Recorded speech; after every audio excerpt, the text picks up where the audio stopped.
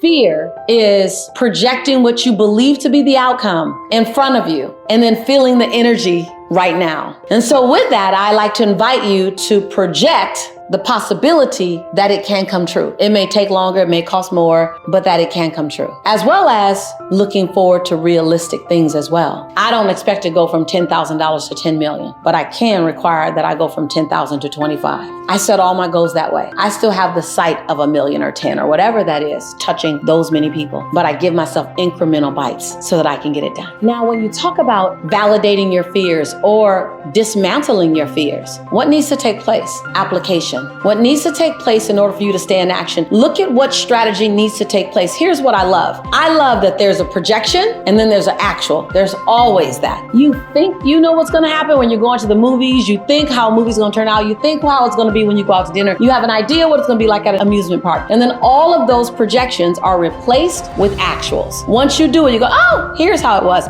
It was better than I thought. It was amazing. No, it was not all that. Whatever. You've replaced the projection with the actual. So here's the other thing. When you're managing fears and when you're climbing over fears, you want to look for action so you can replace the projection with the actual. Because if you don't replace the projection with the actuals, you're always sitting back going, okay, what could have happened? But you never really know. Need motivation? Watch a top 10 with Believe Nation. Hey, it's Carmichael, and I make these videos because you are probably the most ambitious person in your circle, but you know you're capable of more, and you get that push by surrounding yourself with the best. So today, let's learn from one of the best, Lisa Nichols, and my take on her top 10 rules for success. Enjoy. Rule number 2, center yourself in stillness. You want to learn how to center yourself in stillness. And that, to me, is easier said for many than it is done, but it's so worth doing. When you center yourself in stillness and you fall into a place of gratitude, a place of, I'm grateful for the opportunity to be in demand, instead of, I gotta do. Now, I know if you are a mover and shaker and a doer like I am, stillness feels like it's like anti-productive. But the reality is, when you get into movement, you want to make sure you're moving from a place of core. You're moving from a place of groundedness. And more importantly, and most importantly, you're moving from a place of gratitude, because gratitude gives you energy. And when you're serving everyone else, it's energy that we need. So number 1, center yourself in stillness and fall into a space of gratitude about being in demand, about having a full schedule, about being someone that others can come to. So gratitude is the soil for all good things. Rule number 3, give yourself permission to be paid. So many times we want to be paid, we want money, we want our bank account to just magically grow without us doing the work necessary to accept payment. And if you're already accepting payment, do the work necessary to accept a greater, bigger, bolder payment. I'll never forget when my fee was $3,000 as a speaker. I was like, oh my God, this is everything. And then it went to $7,500 as a speaker. I was so scared, like, no one's gonna hire me. Oh my God. It had nothing to do with the value I brought on stage. And then I went to $10,000 and I'm like mortified. I'm sweating, everyone's sweating. And I remember I was at an event with Les Brown and he went up and he did it, boom. And I went up and I did it, boom, boom. And he looked at me and I looked at him and we had a candid conversation and he asked me my fee. And at the time, I don't know what his fee was, maybe $20,000 or something. And he asked me my fee and I was like, 10,000. And he looked at me and literally you could see how the fee didn't match the experience. Now your fee doesn't match your worth, but I knew I should have been different. I knew that. And he looked at me and he said, if you charge $5,000 and you play full out and did what you just did, and you go home with $5,000 and the client goes home happy, everyone's good, right? I said, yes. He goes, and if you charge $15,000 and you give him what you just gave him, and the client goes home happy and you go home happy, then all's good, right? I said, yeah. He goes, which experience do you want to go home with? And I realized that it wasn't about the business. It was about my self-development. So I had to give myself permission to be paid. Rule number 4, get clear on who you are. Be super clear about who you are and about what you provide and how you serve people. So in order to do that, you need to be super clear, write this down, What's the problem that you solve? Or what's the desire that you help come to fruition? I know you've probably heard me say that before, but it's because the truth doesn't change. I'm not going to give you 19 different answers to a question when the one answer is the answer. It's the Mecca answer, right? So who are you and who are you to the world? A lot of times, Diana, we touch no one because we're trying to touch everyone. Okay, type your name in chat if that just pushed a button for you, like, oh my God, that's me. Listen, I'm not speaking from a place of judgment or even as the coach solely. This was what I did. Remember, my company name is called Motivating the Masses. So I was trying to touch everyone and I wasn't impacting or converting anyone. So be super clear on who you are and what you provide as a service, what the pain is that you solve, what the desire is that you help bring to fruition, and how can you serve me, right? Remember, you're not talking to everyone. You're talking to one person at a time.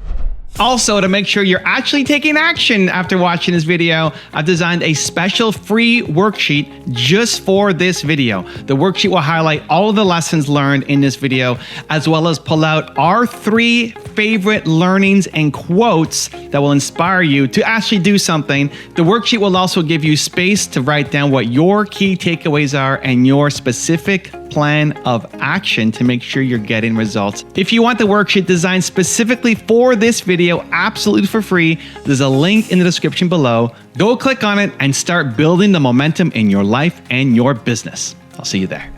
Rule number 5, be consistent. You want to be consistent. Diana, you talked about you post every other day. That sounds like it's consistent. However, in the posting every other day, are you moving them through a journey? Are you just providing content? Are you speaking to something way out there? Are you inviting them every third or every second invitation? Are you inviting them to join? Are you inviting them in such a way that you're inviting them to get the solution to their problem by choosing you? Or just inviting them to subscribe or inviting them to follow you? I see so many entrepreneurs out there doing it wrong because they're blending social media with business building media. They're not the same. They're both done on social media. But social media is just, hey, let me hang out, let me TikTok, let me share a little something with you. Business building media is you have a strategy. I'm gonna serve. I'm gonna become the owner of this content. I'm gonna become considered the expert in this area. I'm gonna invite you to join me, join my tribe. Click here, come get this free, assessment that I have, get this free newsletter I have, if you want to grow in this area. So it's important to ask what I call a benefit-based question. If you want to grow your business, you want to be consistent in your life, I'm just making this stuff up. If you want to trim your body and tone your muscles, then join me here in this campus because I can help you get there versus just follow me, right? So you want to be consistent with your posting, but you want to post to a benefit-based, problem solution-based, and then you want to make some invitations. Rule number 6, learn how to sell. Shirley asks, how do I get more leads for my business? Super great question. So the first thing I'm going to say, Shirley, is be responsible for the leads that you get because leads are not sales. Leads are people that are interested. So I'm not going to go into this particular answer right now on this show, but I am going to say, Shirley, are you ready to sell? Do you feel worthy of having someone choose you? Are you making sure that you're ready to ask for the business? If not, get ready to ask for the business before you get the leads, because a lead will go cold if it takes you too long to send them an invitation to become your student, your client, your partner in creation. So, Shirley, how do you get more leads in your business? So remember this. People either have a pain that they want you to help them to eliminate, or they have a desire that they want you to help them get. Ask the question, Shirley, what pain do I help to eliminate? So I'm in the transformational business. And so I help people eliminate the pain of limiting belief systems. I help people eliminate the pain of negative self-talk. I help people eliminate the pain of holding themselves back through what they say and they believe. Now, the desire I help people get to as a transformational coach is the desire to touch their next best version of themselves, the desire to play their biggest game ever, their desire to build a life that they've only been dreaming about. So I know the pain that I help relieve, and I know the desire that I help fulfill. So how do you bring more leads into your business? Understand that, because people are not interested, surely, in coming into your business. People are interested in having their desires met, the desires of their heart fulfilled. They're interested in learning the ABC or the 1, 2, 3 to get that negative nanny out of their lives, that negative idea, thought, or behavior, as well as to get that abundant possibility into their lives. So make it very clear how you help them get there, because people are looking at you with the WIIFM. Always. What's in it for me?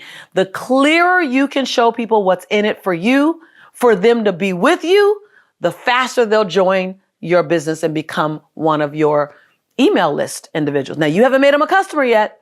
That's why I didn't say the faster they'll become your customer. So the first thing they're going to do is raise their hand that they want to learn more from you. How do you get them to do that? Offer them something of value for free. So we call that a lead magnet. If you go to my website, motivatingthemasses.com, right? It gives you an option. Are you a speaker or is it personal development? If you go down the speaker path, the first thing I'm going to say is, hey, do you want to go from being a good speaker to an unforgettable speaker? That's my lead magnet for you. That's my offer. Join my free webinar, right? So now I'm giving you something that's of value for you in that area that you have a pain or a desire for free to get your name into my database. If you go down my personal development path, it's the same thing. It just focuses on personal development. So what's a juicy, sticky lead magnet that's for free, that gives them some of the answer that they're looking for? It could be the top 10 things that you can do. Let's say I'm a makeup artist. What are the top 10 mistakes that most amateurs make when they put their makeup on? I want to know what that is. Give me your email and I'll send you the top 10 things. So automatically offer value in exchange for their information. Now, Shirley and others, anyone, once you get that information, you don't want to just let them sit there. What's the next level that you want to offer them? Now, I don't say run from free to fee really fast. Build relationships, because when you run from giving someone a free something to charging them really fast, that's like saying, hi, my name is Lisa. Want a kiss? No, I want to hold your hand first. I want to know about you first. So you want to treat people coming into your community the same way. Don't try to convert so fast. Build the relationship. So when you make the ask is made on a more solid ground. So what does that look like, Shirley? It looks like offering them something free that eliminates that pain or helps them with that desire. And then once they get in, maybe offer them an opportunity to meet up with you. Hey, I get together every other week online, 30 minutes, and I provide 30 minutes of content about this thing. Rule number 7, celebrate your accomplishments. You want to celebrate and recognize what you've accomplished already. So build your business on cement, not sinking sand. Because you offer something for free does not mean you haven't made major impact and progress. Now, the other thing is that you want to track. Here's the third area. You want to track the outcomes that are produced for free, because free or fee does not change the value. I should have started with this. Your fee and your value will not equal. So you can give me something for free. You can give it to me for $97. My first program on my campus that you can step into is $28. But the value of the program is intense. It's a 3-digit value, at least $500, at least. But it's $28 so that people can easily say yes to themselves. So your fee and your worth do not equal. So often we have this idea of what success looks like and what makes an accomplishment valid. I've learned that almost always those are not our own beliefs, but the beliefs of others that we've taken on. So I want you to take a minute and think about what you've done in the past 6 months.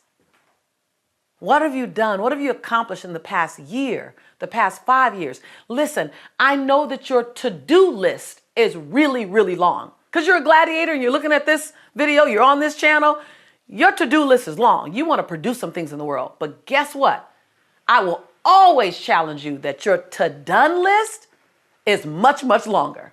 You've done so much in the last 6 months, the last year, the last 5 years. Man. Now, what new accomplishments have you made? Celebrate them. Be aware of them. What old accomplishments that are under-celebrated? Celebrate them. You know why? Because what's celebrated gets repeated. And celebration is the fuel to your future. Like gratitude is the fuel to your future. Be grateful and celebrate what you've already done while you're creating this for-fee platform. Rule number 8, maintain healthy boundaries. Maintain healthy boundaries. Now, I've managed this one for a long time. And when I say boundaries, the first thing you think is to tell people stop, to push people away. And it's not that. It's recognizing that there's power in yes, but there's power in no. And that a no can be a dignified no. A no can be a not now. A no can be my plate is currently full. A no can mean that doesn't work for me.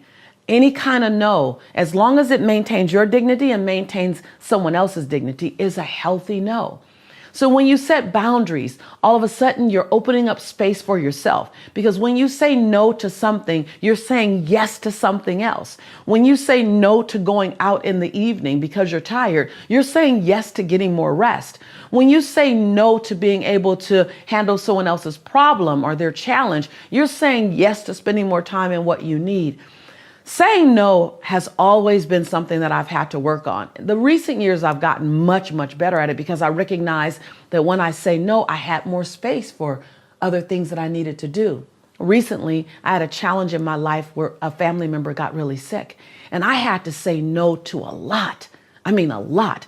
Almost everything that wasn't focusing on my very dear, dear family member getting better. And I thought in my head, everything was going to fall apart because I said no to so many things. What happened was the people around me rose up to the occasion. They managed exactly what needed to be managed. And I had the freedom of mind space to just be, pray, have faith, and sit at the hospital bedside of my family. And so maintaining healthy boundaries can really be the first step of you recognizing, one, other people want to rise up to the occasion for you. And two, there's healing in having the spaciousness to look at your own life, to press reset, to reflect. Rule number 9, make real connections. You want to get from behind the screen and make real connections. So Diana, I'm not sure how you're doing your posts, but sometimes you can post every day.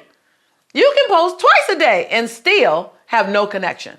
So you want to look at the people who are creating great connection on camera. What are some of the key things they're doing? Because trust me, it's not just an experience. There's some techniques.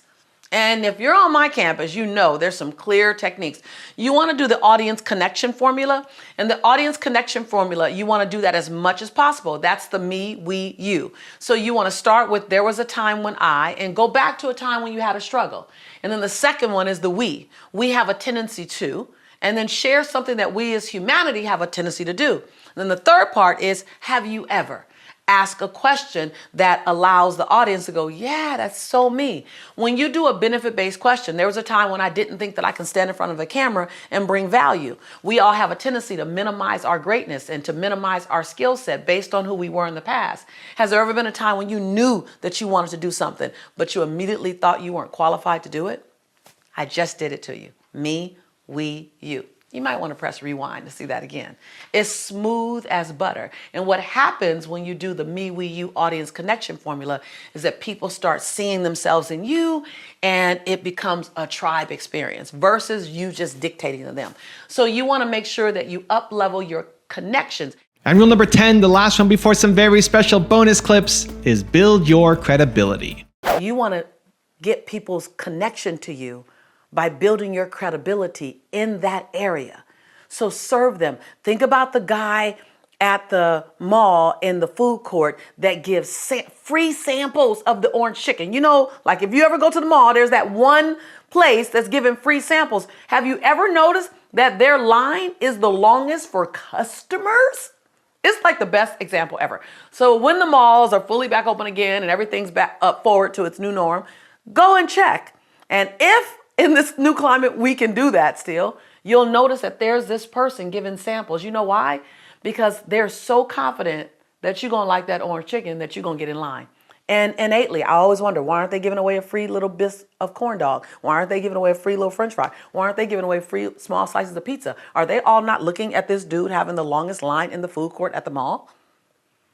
Sample. Let people be bold and be bold and audacious about your content. Give people value for free and then invite them. My last piece is make an invitation. If this was of value for you, I'd like to invite you. Step number 5, you want to take the techniques, the previous 4 techniques that I've given you, and if you're in any one of my courses, it's actually 17 techniques, and you want to make it sound like a symphony. And the reason why this is a step is because most people look at techniques and look at things they do very fragmented. Well, I'm going to say, and I like to call it 2 things. One, make it sound like a symphony, meaning you want your message to blend together. Think of it as if you were writing a song, because a message should be rhythmic. It should be like a song. It should have this cadence to it. It should have this alliteration to it. It should have this flow to it. It has this opening. It has this middle, this arc, and it has this ending. And it all comes together, right? That's the symphony. That's the sound. That's the band. The other way you can look at it is you want to take your individual ingredients and then you want to layer them together like lasagna. And you want to put them on. Lasagna is actually not one of the easiest dishes to make because it's about individual mastery of the particular taste and the particular seasonings. And then it's also about layering it in such a way that it meshes together and comes out in one form. That's how a great message is. You take the techniques, audience connection. You take the techniques, ending with a fire, not a fizzle. You take the techniques, understanding what's in it for your audience. You take the techniques, verbal highlights. And you do all these techniques and then you go, how do I layer them? Content and story and opening and close. Yeah, again, I say, this ain't elementary. This is MBA, right? So it takes a minute. But if you've implemented the first 4 steps, then you have delicious content. You understand what a soul-stirring story looks like because I taught you the valley.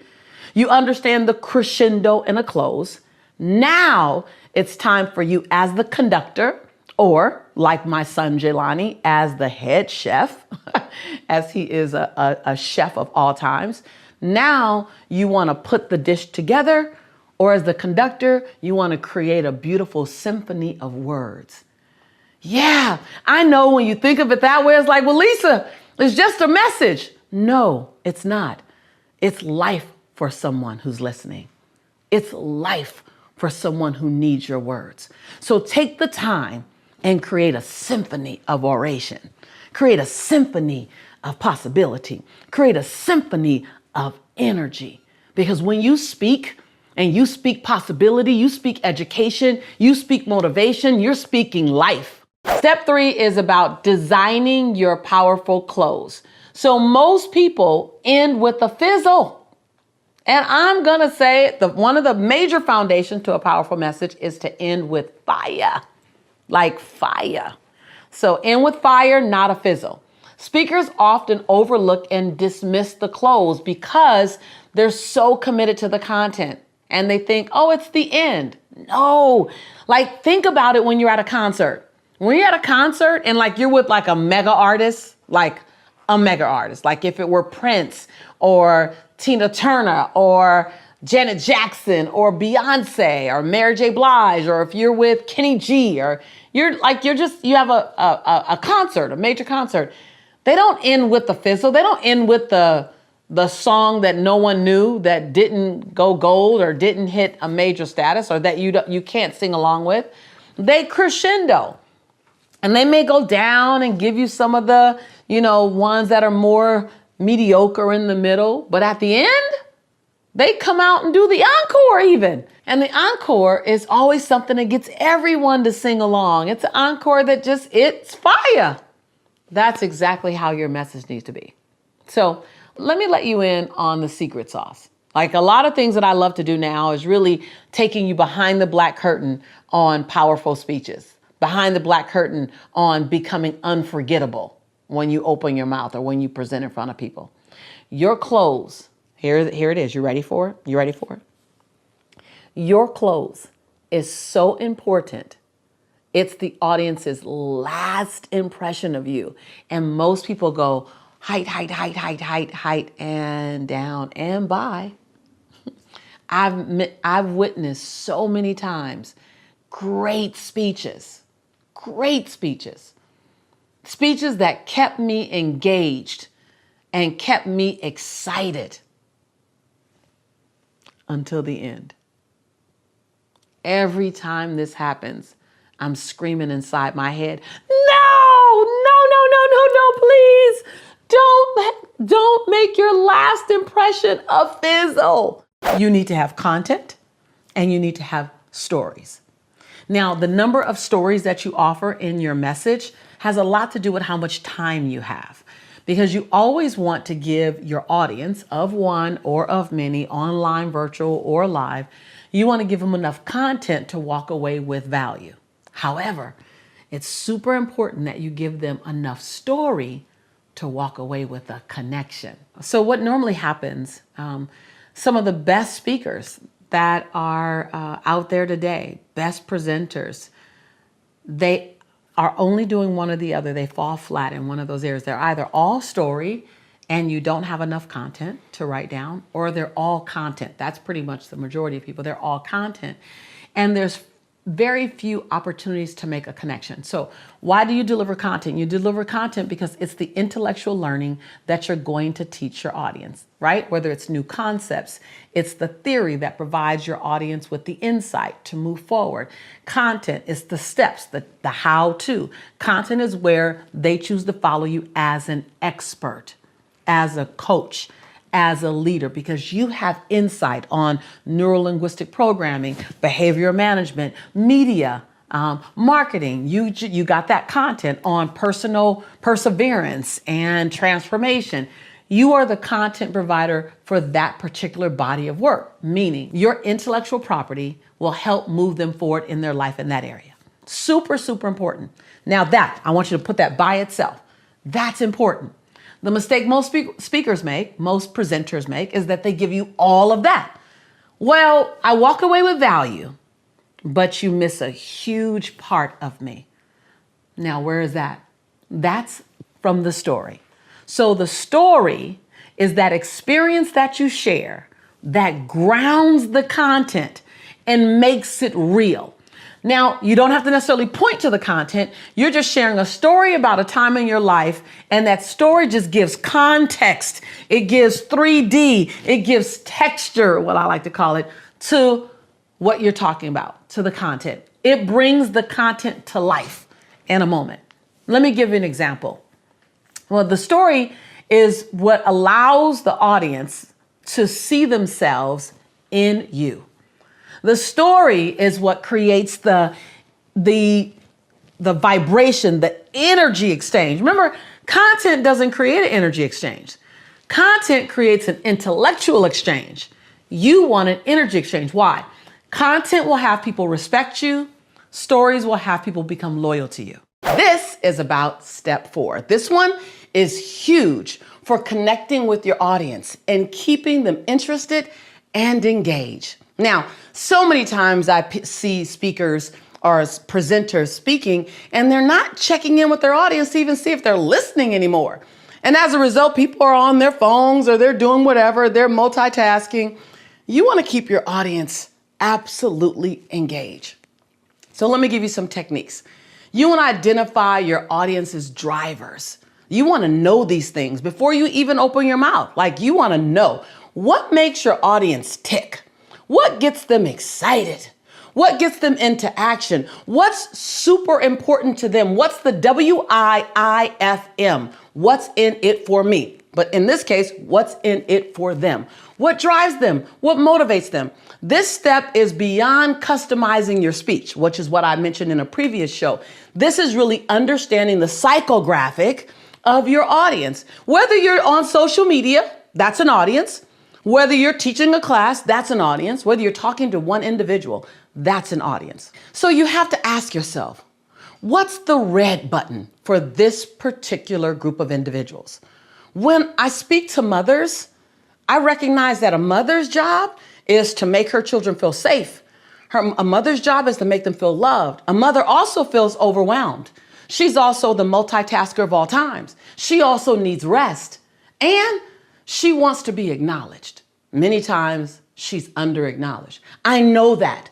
I know that before I start talking to the moms, or even when I'm talking to an audience and I say, if you are a mother, then, and I begin to go into the things that I know is important to a mother. If I'm speaking to a group of speakers or entrepreneurs, then I know it's about several things. It's about impact. You want your voice to be heard. You also want to know that your voice is powerful. You want to know that your message is being received. You also want to monetize your message. So it's not just about speaking, it's also about the business. If I'm speaking to teens during our Motivating the Teen Spirit events, then as a teen, I go, okay, so teens are not making a lot of decisions in their lives for themselves. Decisions are being made around them. They want to own their voice. They want to hear their own voice. They're tired of rules. So in the Motivating the Teen Spirit, when I'm talking to teens, I say, here are no rules. They go, what? In this space, we just make agreements together. Man, they perk up as soon as I do that because they're not used to that. So to that point, you want to make sure that you understand what the needs and the desires and what motivates the audience that you're speaking to before you even open your mouth. You don't want to just speak to what's important to you. You want to speak to what's important to them. And what are those hot buttons? What are those red buttons that will make them go, whoop, whoop? Let me listen a little closer. This part of the process may sound like a lot of work, but it's worth it because it can turn a speech, a message into an experience. Customize your content for each event. I cannot tell you how many times I see speakers and orators and teachers and whomever, and they have a really great message.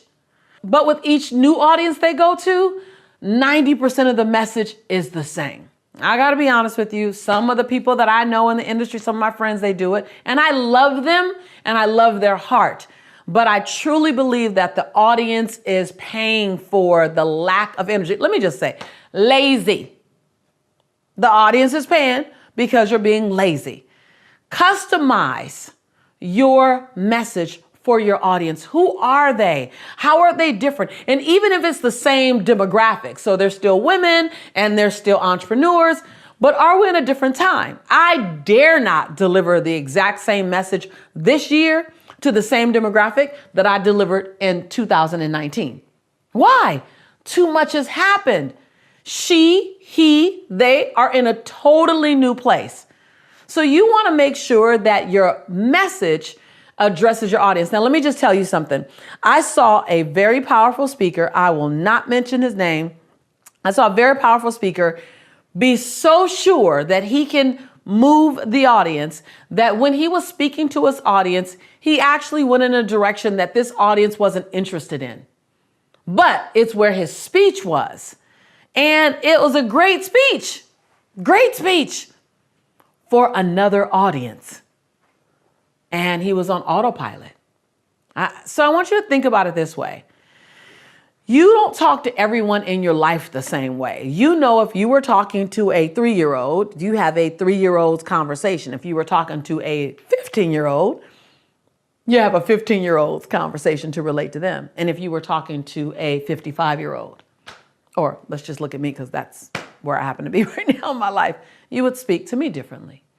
And so you don't speak to your partner the way you would speak to your boss, the way you would speak to your children, the way you would speak to your friend. You talk to them in a way that fits the relationship that you're in with them. Your audience is the exact same way. Taking the time to customize your message. You can be talking about the same content, same technique. I teach about speaking all the time. But I'm always saying, am I talking to a corporate employee? Am I talking to a corporate exec? Am I talking to an entrepreneur? Am I speaking to a teenager? Same content, but I apply the message so that it fits the audience. This allows the audience to feel as if you've customized something for them and they have a more intimate connection to you. You may ask, how do you customize? How do you customize, Lisa, a message for your audience? How do you know what the audience needs? That's what I would be asking me right now. How do I know what the audience needs? Ask questions. Write this down. Your listeners or your customers are the experts. Say that. My customers are the experts. My students are the experts. The next line, I am the service provider. Oh, when I got that years ago, that my customers, my audience, my students, you're the expert. You're the expert of your journey because you know what you need more than I do. You're the expert on what you need. I'm the service provider. So the best thing you could do is ask questions. What matters to you most these days? What problem are you working to solve? What's keeping you up at night? What area would you love to grow in? What's your pain point? What are the 10 things that you're tolerating right now? They're not screaming loud enough to make you change them, but they're screaming loud enough to annoy you. Like, ask those questions. Collect the data. Put it in your back pocket. And as you're creating content and as you're creating programs, create programs and content that speaks to what your audience has already shared with you. Your belief systems were handed to you by your parents and by your grandparents, and they were pretty much embedded by the time you were 10 years old. So there's some beliefs that you didn't even have a chance to develop for your own. You just are living them out. You inherited them. You inherit the belief system and didn't unconsciously inherit them. And so the good news is you get to choose to the belief systems you like, and then you get to divorce. I'm going to say divorce because that's a strong word. We all know what separation looks like when you say divorce. You get to divorce from a belief system that doesn't serve you any longer. A belief system that says money is the root of all evil, maybe, or a belief system that says only rich people have money, or all rich people are crooks, or I used to, my belief system used to be that wealthy people aren't spiritual. That if I'm wealthy, I can't be a spiritual person. You have to pick God or money. One or the other. I got to pick my faith or my finances. I can't have both. That's a belief system. And I invite you to divorce it because it's not the case. I have both and I live in both quite well. I use my money for good in the world. And the more money you have, the more good you'll do if you're a good person. So money makes you more of who you are. So you will only be more of who you are with money. When we talk about setting healthy boundaries, again, and I know it sounds as if I keep going back to the same thing, but setting healthy boundaries is not about you keeping other people out. If someone crosses your line in the sand, it's because you never made your line deep enough. No one can ever go further with you than you've given them permission to go. So as hard and as difficult as it is to hear, because this was hard for me to hear when I had to admit it to myself, that the way people treated me was based on how I trained them to treat me. So I have to say it to you. You've trained people to treat you the way they're treating you. So if people are crossing your boundaries because they didn't know it was there. If people call you at odd hours of night, it's because you keep answering. If people ask you to do beyond what you're able to do, it's because you keep saying yes. If people don't ever think you need rest, it's because you act like you don't need rest. I know this is not probably what you want to hear, but I signed up and you signed up in this relationship to give you what you need to hear, not necessarily what's always easy to hear. And I'm only telling you what I needed to hear myself. I'm only telling you the lesson that I had to learn, that we train people how to treat us. Acknowledge your community.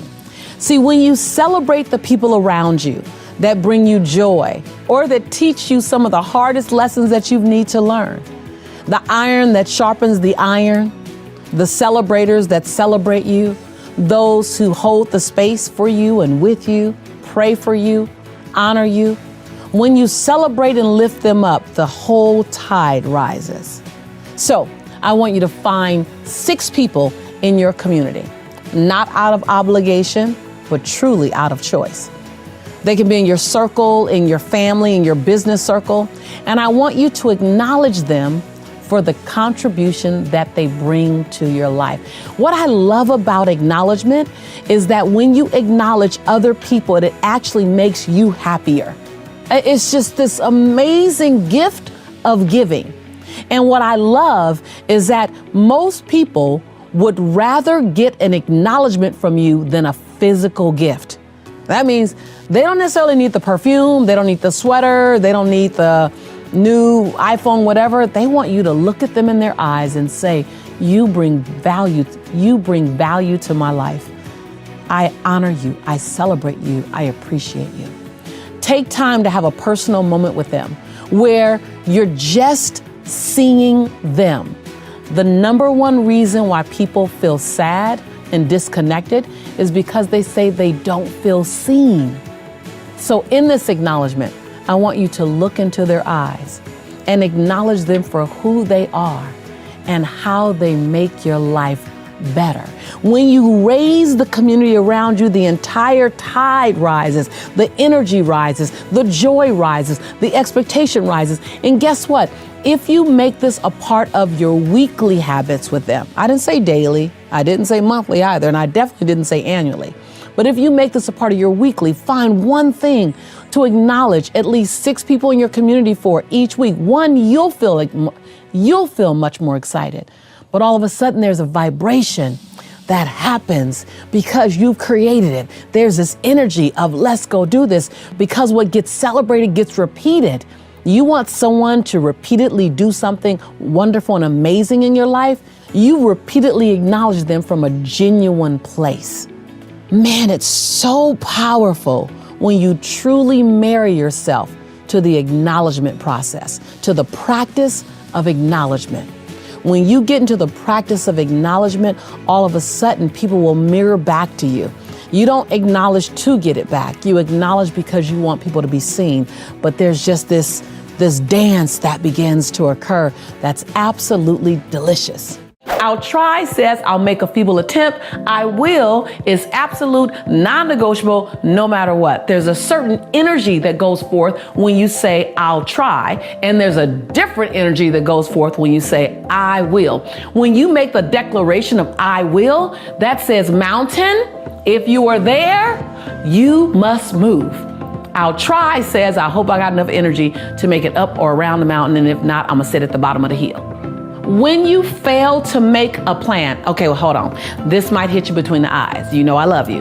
But when you fail to make a clear, concrete plan that has goals and milestones, meaning they're smaller goals that you can hit to get to the bigger goal, and has a by-when date, not in February, not in August, but August 15th by 5 p.m. Eastern Standard Time. Yeah, when I set a goal, I even want to know the time zone I'm gonna have it done by. Clarity. When you fail to make a plan with clear distinction, when you fail to make a clear plan, you have clearly planned to fail. I'll say it again. When you fail to make a clear plan, then you've clearly planned to fail. I know that hits you hard. I've done it many a times. I have clearly planned to fail many a times because I had an idea and it was just in my unconscious. I didn't know. Now I want to bring to you what I know to you so you know it. I want you to make a clear plan. When you create a clear plan, then you're clearly planning to succeed. Every relationship is a relay. It's like my dad's played tennis for over 40 years and I've attempted to play with him at times. And what I realize is that relationships are like a tennis match. I hit the ball to you, you hit the ball back. And a relationship where you think it's only about one person, that's not tennis, that's racquetball, right? But a relationship is a tennis match. And so if a relationship is working, it's because of the way we both are engaging. If it's truly working. And if it's not working, it's the way we both are engaging. And so there could be passive engagement and there could be active engagement. So when you're not speaking up for what you want, when you're holding and you're living with a bunch of withholds, that's engagement. That's just the way you're engaging. So every relationship has two parts, whether your part is active or your part is passive. Every relationship has engagement, a level of engagement, and that engagement is on different levels. If you find that the relationships around you have toxic outcomes, then I want you to look at where's the breakdown. Is the breakdown in communication? Is the breakdown in how you communicate, the words you're using? Is the breakdown in who you choose to be around? Is the breakdown in the engagement of what you're talking about? What I've learned is that if you're not talking about things that are high enough and big enough, things that are inspiring enough, you will slip into the smallness. every single time. If you don't choose an intentionally high, evolving, encouraging conversation, you will slip into the cracks. You will slip into those crevices of smallness and petty. And until you get people trained that you're going to live up here without telling them, I need you to know, it's not an announcement. It's a way of being. It's a what do you choose to participate in. It's a stepping over your desire to hear smallness, gossip, negative feedback. It's when someone is engaging in negative feedback about someone else, the fact that you didn't add anything to the conversation doesn't let you off the hook. Did you stop the conversation? Did you say, hold on, I don't want to engage in speaking negatively of them at all. Why don't you have a conversation with them? It's course correcting behaviors in your space at the risk of losing the relationship. But what you basically do is you say, here's where I play. Here is where I live. I'm not visiting this high road of integrity. I'm not visiting this high road of conscious thinking and awareness and respect and humility and honoring the dignity in people. I don't visit this place. I live here. I don't visit this place. I live here. And in a loving way, anyone that's engaging with you has two choices. They either engage with you here or they choose to engage with someone else. Now, if you find that you're going down to be in the relationship, or you're going down and you're the person taking the relationship down because you're in a moment of anger, or you're in a moment of resentment, or you're in a moment of hurt, then you're not living in your highest integrity. You just visit every now and again when you come to this channel. Uh-oh, I see my Shantae coming out right now. Shantae is my middle name. It's what I do when I start getting real edgy because I really want you to get it. So you need to make a decision on where you choose to reside. And then you don't leave your conscious neighborhood to go visit other people's neighborhood if it's not as high as yours. People will rise to the occasion, or they'll choose not to rise, and they'll pick other people to be with and hang with. And I know that sounds easier said than done, because some of the people who are playing at a lower level might be in family. It might be, and that's fine too. You can love people. It doesn't mean you have to spend tons and tons and tons of time if that time costs you something. Spend as much time as you can. Spend as much time as serves you. Spend as much time as they will allow you to spend. But never leave this place. Even if being with them causes you to allow them to be where they are, you don't have to engage in that. So the bottom line, and supporting you to either recognize, are you the toxic element, or are you surrounding yourself in toxic element, is to make a commitment where you live. Where am I living? And first own where you're currently living. Because if you own it, you might go, you know what, I do slip into that small place. Okay, own it. That's conscious awareness. That's powerful. Own it. And then go, where do I want to be? And then what's the distance between here and there? And what do I have to do to get there? What do I have to say no to? What do I have to participate in? What do I have to ask forgiveness for? What do I have to clean up? What relationships require cleaning up? And then what declarations must I make? And what decisions must I live in? Don't make a decision, live in your decision. Did you consciously sit down and say, I want to manifest inspiring millions of people, making millions of dollars? Was it a conscious thing? Were there moments where you sat there when you weren't living in that reality, where you said, you know what, I'm going to decide, I'm going to figure it out. I might not know how, I might not know where or what, but I'm going to commit to it and make it a reality. I mean, talk to me at the core of your experience. Right. So I love how you say make millions of dollars. I said I want to inspire people, and I want to be able to pay my bills. That was initially. That was a big dream. I want to run out a month before I run out of money. Big. I want to have enough. That like, you can't think about having abundance until you literally give yourself permission to have enough. Yeah, get past scarcity to begin with. So I want to have enough to dream. And so my first, I think I have a ministry mindset. My first, I just want to help people. I want to help people and I want to be rewarded for my efforts, right? And then once I got past that, I said, okay, I want more. I want to generate millions. I want to serve millions, inspire millions, and generate millions. I think I deserve all of that. But that had to do with my self-worth. Right. I had to feel worthy to touch millions. And I had to feel worthy to touch millions. I had to feel worthy of both. And so that was personal development, which is why I live and I stay in personal development. I teach personal development. I teach wealth development, I teach business development, and I teach personal development. Because you have to have both. I'm only telling you the lesson that I had to learn, that we train people how to treat us. In 2007, when I was on the Oprah show, it was the thing that came up and out of me. And she was like, yes. It was that thing that said, we train people how to treat us. Like they're looking at what we're saying yes to and what we're co-signing on. And if we're the yes woman or the yes man all the time, then one, our yes isn't as valuable because everyone automatically expects it because we give it away all the time. And two, they're gonna keep asking because they know they're gonna get yes.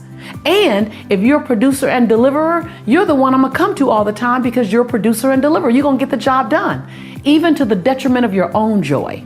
Even to the detriment of your own happiness. But again, you train people how to treat you. But the good news about training someone is that they can be retrained.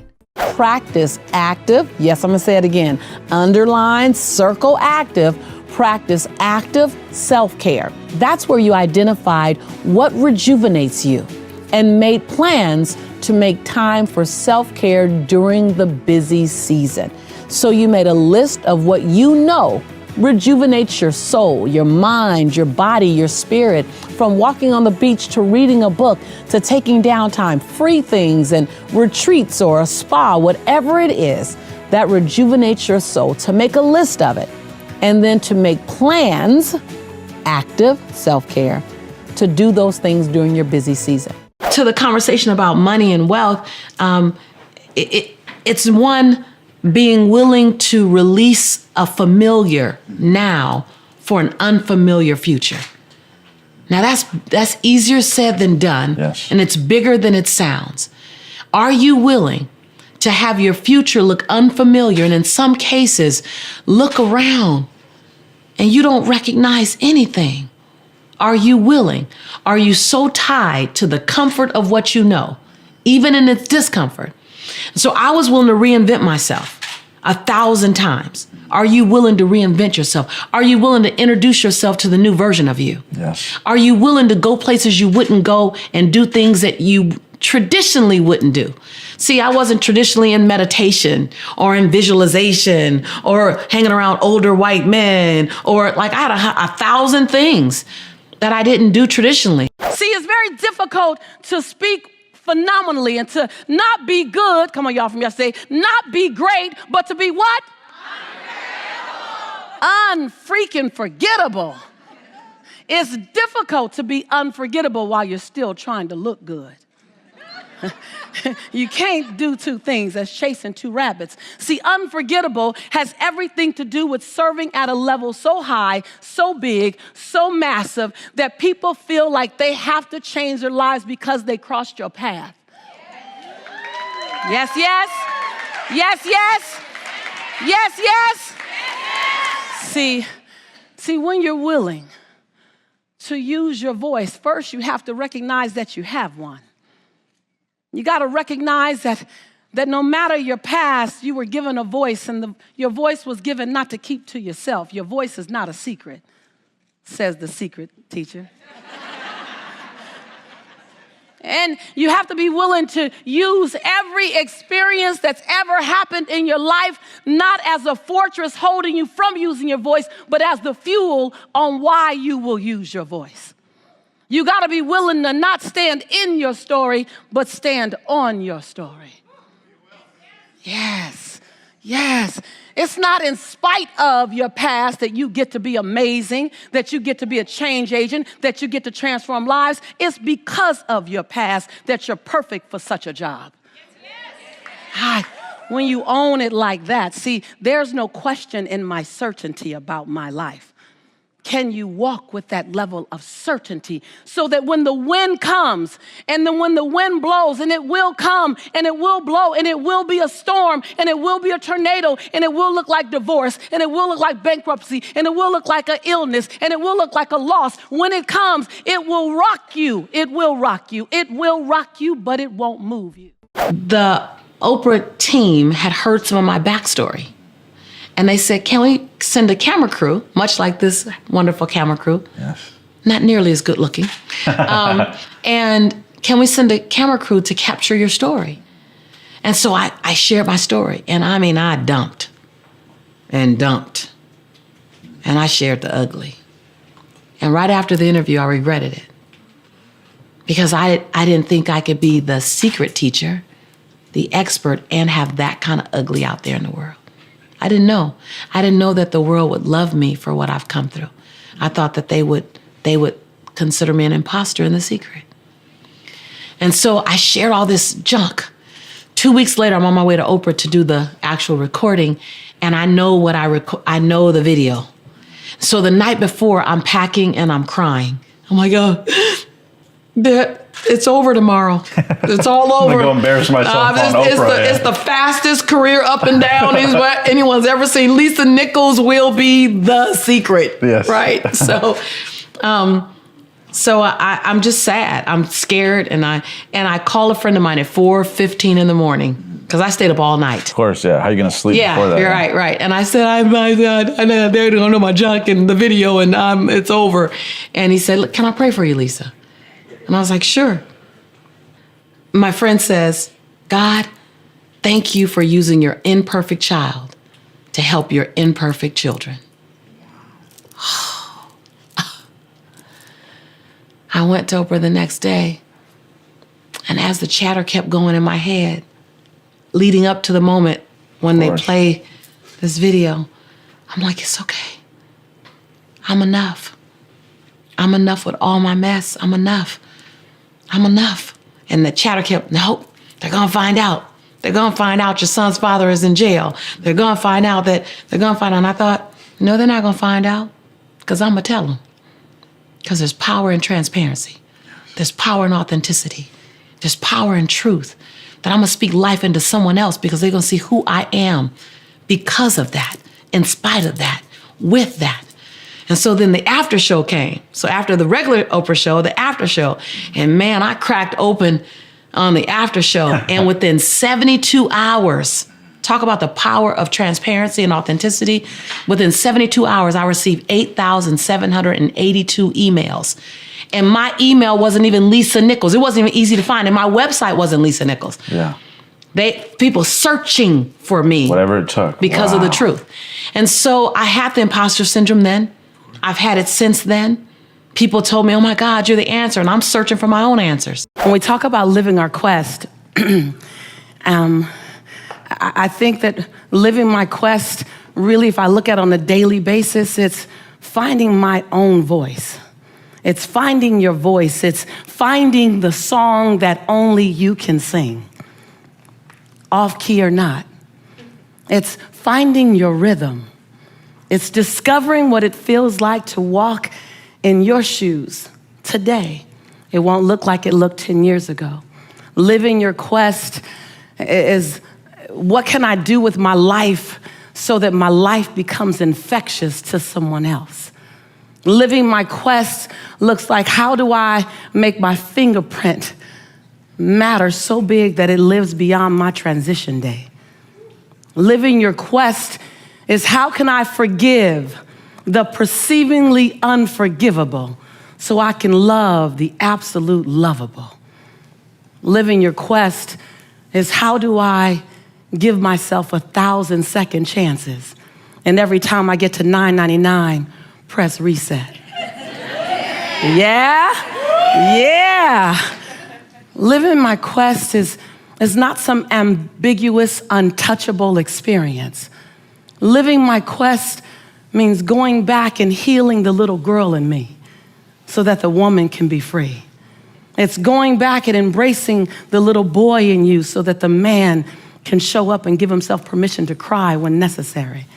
Living your quest is not something that you can't touch. It's not something that requires a stage or lights or cameras. Living your quest is being complete and content with who you are in the dark of the night.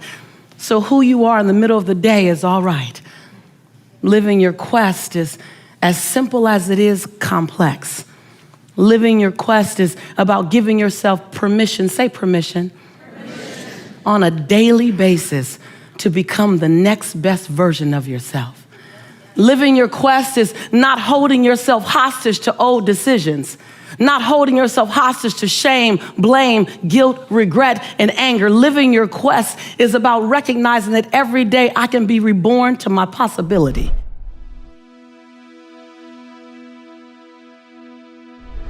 Because you made it this far in a video, I want to celebrate you. Most people start and don't finish. Most people never actually follow through. Most people say they want something, but they don't ever do the work to actually get it. But you are different. You are special. Believe Nation, you made it here all the way to the end, and I love you. So as a special celebration, if you put a hashtag believe down in the comments below on this video, I will showcase you and celebrate you somewhere on the screen in a future video because you are awesome. To learn about the law of attraction secrets, check the video right there next to me. I think you'll love it.